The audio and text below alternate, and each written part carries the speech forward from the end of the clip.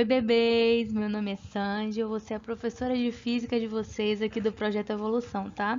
Eu espero que gostem das aulas e desde já deixe o joinha e se inscreve no canal. Eu vou estar deixando aqui no link do vídeo, na descrição do vídeo, o link do material da aula para você ir acompanhando, tá bom? Vamos lá! Hoje nós vamos introduzir a mecânica e falar do movimento retilíneo uniforme e do movimento retilíneo uniformemente variado. Para iniciar, vamos fazer uma introdução à física falando sobre notação científica. Notação científica é simplesmente uma forma de representar um número muito grande ou muito pequeno. Por exemplo, esse número ele é muito pequeno. Para evitar escrever tantos zeros, podemos usar potências de 10. Precisamos colocá-lo entre o número de 1 a 10 multiplicado por uma potência de 10. Para isso, temos que deslocar essa vírgulazinha aqui até aqui, para ficar 9,11. E como aí a gente tem que contar quantas casas decimais nós avançamos aqui. Como a gente deslocou para a direita, o expoente ele vai diminuir. Então, aqui eu tenho 0, aqui vai ficar menos 1, menos 2, menos 3, até aqui, menos 12. Ok? Então, esse número vai ser 9,11 vezes 10 a menos 12. Mas eu coloquei aqui também outras formas de representar esse número, que podem ser até mais eficientes na hora do cálculo, ok? Como aqui a gente deslocou a vírgula ainda mais para a direita, o expoente também diminuiu ainda mais, ok? Próximo exemplo. O próximo exemplo é um número muito grande. Como temos que colocar ele entre 0, de uma forma entre 1 e 10, a vírgula tem que ser deslocada para a esquerda, porque a vírgula está aqui, né? E eu tenho que deslocar ela até aqui. Ao deslocar para a esquerda, o expoente aumenta. Ao contrário, da deslocar para a direita. Como nós voltamos 13 casas decimais, está aqui, né? A gente vai contar 1, 2, 3, até 13 aqui. Esse número em notação científica vai ser 1,49 vezes 10 elevado a 13. E aqui também, como no exemplo anterior, eu coloquei também aqui, tá vendo? Como eu desloquei agora para a direita, o expoente diminuiu também. Como estamos falando de potências de 10, vamos aproveitar para falar dos prefixos mais utilizados na física que você não pode esquecer, de jeito nenhum. São potências em que os expoentes são múltiplos de 3. Os negativos são 10 a menos 3, 10 a menos 6, 10 a menos 9 e 10 a menos 12.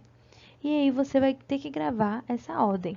Mili, micro, nano, pico. Mili, micro, nano, pico. Você tem que dormir cantando isso. Mili, micro, nano, pico. Tá? Sonhe com isso. Beijo. E os positivos são 10 ao cubo, 10 elevado a sexta, 10 elevado a nona e 10 elevado a 12. E aí você pode pensar em uma memória mesmo de computador, né? De celular, memória RAM. E você tem que saber que kbyte é menor do que megabyte, que é menor do que gigabyte, que é menor do que terabyte. E aí você grava essa sequência aí, né? Você sabe que é 10 a 3, 10 a sexta, 10 a nona e 10 a 12.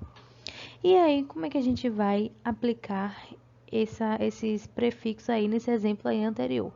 A gente vê que aqui nós temos 10 a 12, né? E aqui também 10 a menos 12, na verdade.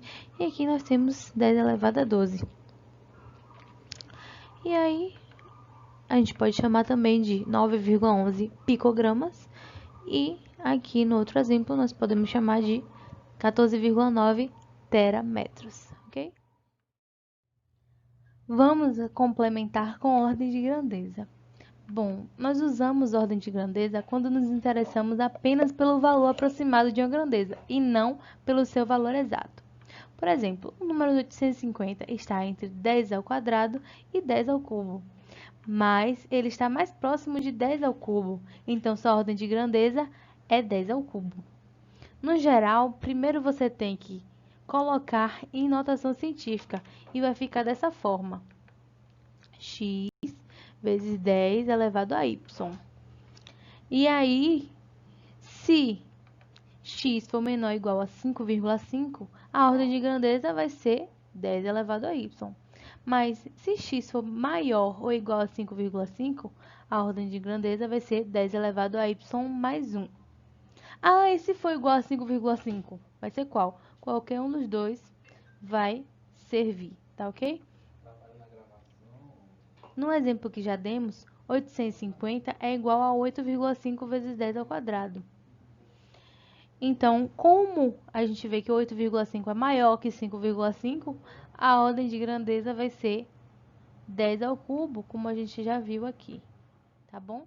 A cinemática, ela estuda o movimento dos corpos, sem considerar a massa nem as forças aplicadas sobre ele. E aí, para estudar a cinemática, nós precisamos entender alguns conceitos básicos. Movimento e repouso, ele é relativo e depende do referencial. Por exemplo, nessa imagem, A, que são esses dois, está em repouso em relação ao motorista. Porém, eles estão em movimento em relação ao observador B, que está aqui sentado.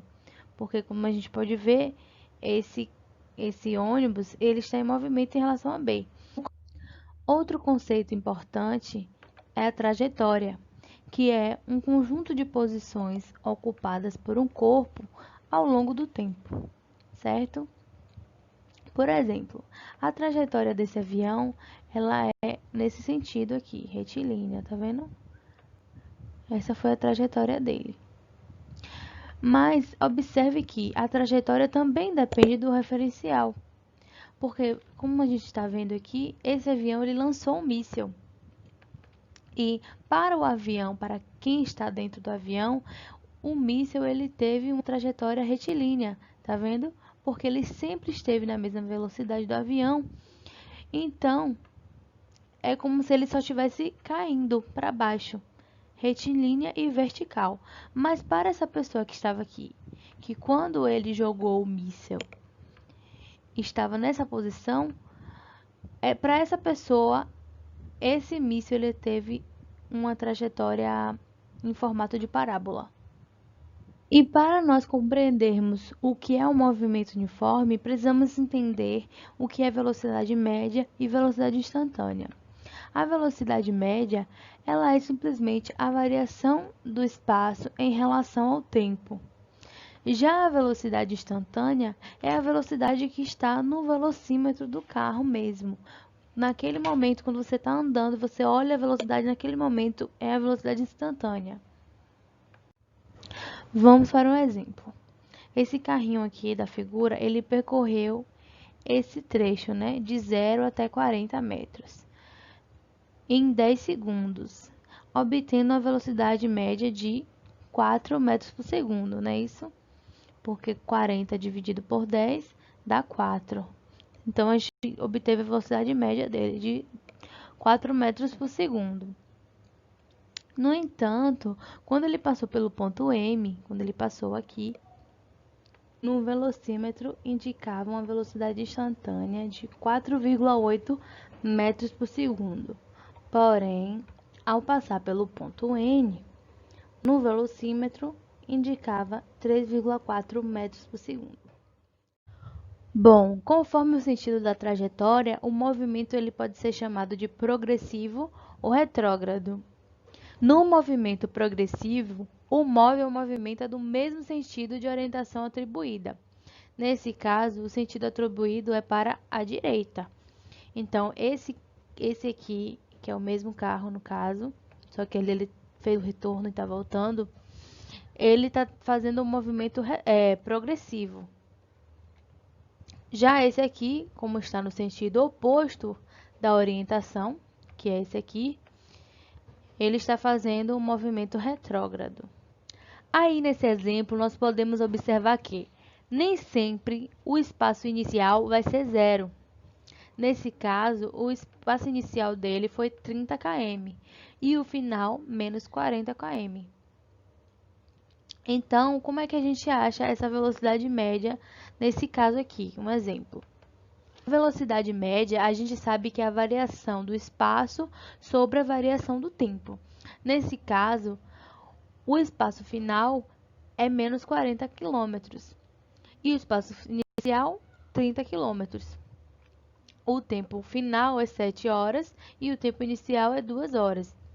Então, fazendo esses cálculos, nós temos que a velocidade média, nesse caso, vai ser 14 quilômetros por hora. O movimento uniforme ocorre quando um móvel ele mantém uma velocidade instantânea constante durante um determinado intervalo de tempo. Ou seja, sempre o velocímetro ele vai indicar a mesma velocidade.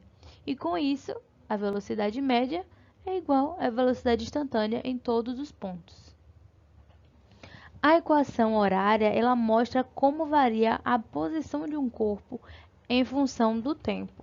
Sendo SO a posição inicial no tempo t igual a zero, nesse caso, ele vai pegar o tempo partindo do zero. Então, V é igual a S menos SO sobre T menos zero. Isolando o S, que é o que a gente quer saber, né? A posição, a variação da posição em função do tempo, nós temos que S é igual a SO mais VT, que é a famosa fórmula do sorvete.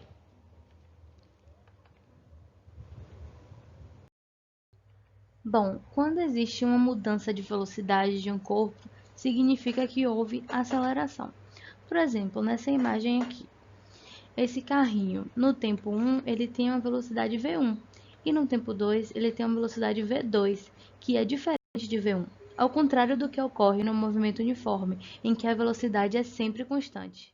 E então, a aceleração escalar média entre esses dois instantes de tempo vai ser ΔV sobre ΔT, que é a variação da velocidade sobre a variação do tempo, que vai ser V2 menos V1 sobre T2 menos T1.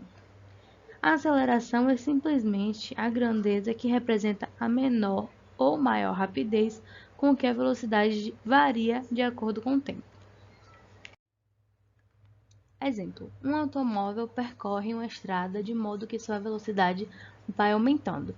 Num determinado instante, sua velocidade escalar é 54 km por hora. E 2 segundos depois, sua velocidade escalar é de 72 km por hora.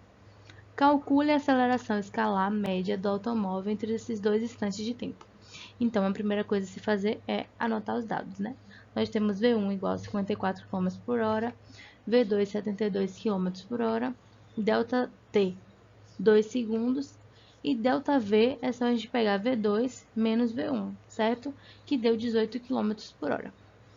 Porém, no Sistema Internacional de Medidas, a velocidade é calculada em metros por segundo, até porque ΔT está em segundos e ΔV está a 18 km por hora, e não pode, tem que estar em metros por segundo. Então, nós temos que fazer a conversão de unidades. Como é que é feita essa conversão? Nós vamos pegar 18 km sobre a hora, né? Que é por hora, e vamos multiplicar. Temos aqui quilômetro em cima, então a gente coloca quilômetro embaixo, queremos adicionar metro, colocamos metro em cima. E aí fazemos a relação. 1 quilômetro é 1000 metros, certo? Nós aprendemos que toda vez que tem um casinho, é o quê? 10 ao cubo, que é 1000, né? Vezes, queremos eliminar o hora, né? E queremos adicionar o segundo. Então, botamos hora em cima, porque a hora está embaixo aqui, né? E o segundo embaixo, queremos adicionar o segundo embaixo. Uma hora a gente sabe que é 3.600 segundos. E aí é só a gente cortar aqui, quilômetro, quilômetro, hora, que eu já cortei em cima, hora. E aí fazemos a multiplicação, 18 vezes 1000, dividido por 3.600, que dá 5 metros por segundo. E aí a gente acha a aceleração de forma bem tranquila, né? Que é a aceleração ΔV sobre ΔT, aceleração 5 metros por segundo dividido por 2 segundos, vai ser 2,5 metros por segundo ao quadrado. Movimento acelerado e retardado é bem simples de entender. Ao dirigirmos um veículo, se a gente pisar no acelerador, o carro vai estar acelerando e vamos ter um movimento acelerado.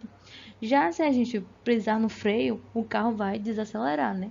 E seu movimento é chamado de retardado.